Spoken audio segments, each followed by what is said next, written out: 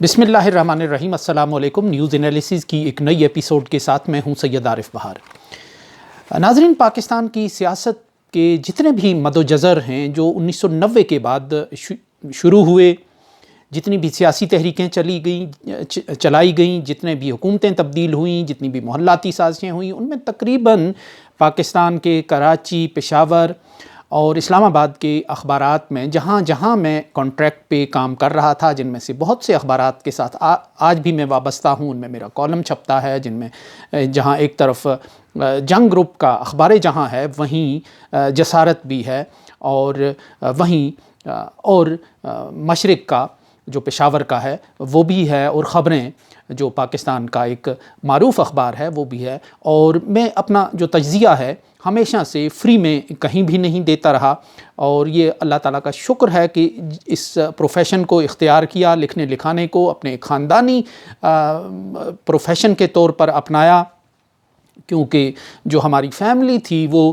بنیادی طور پر لکھنے لکھانے، علم، ادب، شاعری اور اس فیلڈ سے وابستہ تھی۔ سو میں نے اس کام کو آگے بڑھانا شروع کیا، تعلیمی اداروں سے ہی آزاد جموں و کشمیر یونیورسٹی کالج میں میں نے اپنا سائیکل سٹائل پرچہ الجامعہ کے نام سے 87-88 میں شائع کیا، جو بہت مقبول تھا اور وہاں چلتا تھا، جس میں اسٹوڈنٹس کی خبریں ہوتی تھی، جس میں سیاسی خبریں چھوٹی موٹی ہوتی تھیں۔ اور اس کے بعد میں آزاد کشمیر میں ایک اسٹوڈنٹ میگزین تحریک کا ایڈیٹر رہا، اور 1990-91 میں نے باقاعدہ جو پیمنٹ پہ جو صحافت کا آغاز کیا، وہ اس دور کے بہت معروف اور مقبول ویکلی نیوز میگزین ہفت روزہ تکبیر سے، جو محمد صلاح الدین صاحب کی زیر ادارت کراچی سے شائع ہوتا تھا، اس سے کیا۔ اس کے بعد مختلف اخبارات کو میں اپنا تجزیہ دیتا رہا، لیکن کانٹریکٹ کی بنیاد پہ، ان کے ساتھ ایک معاہدے کی بنیاد پر، فری سٹائل اور شوقیہ قلم کاری پہ میں یقین نہیں رکھتا۔ سو پاکستان کی سیاست کو 1990 سے ہی دیکھنا شروع کیا، لیکن یہ جو پاکستان میں حالیہ 11 مہینوں سے ایک تحریک چل رہی ہے، یہ میرے لحاظ سے بہت منفرد اور بہت سے ماضی کے بہت سے حوالوں کے اعتبار میں اور تناظر میں یہ بالکل ایک غیر روایتی تحریک چل رہی ہے۔ یوں لگ رہا ہے کہ قطرہ قطرہ جو ایک جمع ہوتا رہا ہے 75 برس میں، وہ اب ایک طوفان کی طرح مچل رہا ہے، تڑپ رہا ہے۔ سو اس بحران پہ جو اب جاری ہے، اور آگے اس کا کیا رخ اختیار کرتا ہے، کیا مستقبل ہوتا ہے، اس کو کس طرح ٹیکل کیا جاتا ہے، اس کا کس طرح پریشر کوکر کے اس دباؤ کو، اس پریشر کوکر کی اس بھڑاس کو، اس بھاپ کو کیسے نکالا جاتا ہے، یہ تو ایک الگ کہانی ہے۔ یہ آنے والے وقتوں میں اس کو وقت خود ہی بتاتا جائے گا، لیکن جو اس پہ میں نے ایک کالم کی صورت میں چند سطور لکھی ہیں، اور میں چاہتا ہوں کہ آج میں اپنا تجزیہ آپ کے سامنے ان تحریری شکل میں بیان کروں، تاکہ کچھ اندازہ ہو جائے کہ یہ جو بحران ہے اس کی نوعیت کیا ہے۔ اس کا عنوان ہے کہ یہ دن تو آنا ہی تھا۔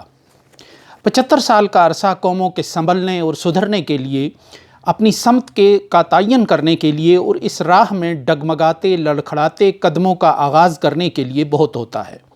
ایسا کم ہوا ہے کہ 75 سال کا ہر قدم پیچھے کی طرف، زوال کی طرف، تنزل کی طرف اٹھا ہو۔ پاکستان کے ساتھ وارداتوں کا آغاز روز اول سے ہوا، چند برسوں میں ہی اس کے نمبر 1 اور نمبر 2 منظر سے ہٹ گئے، اور غیر فطری انداز میں۔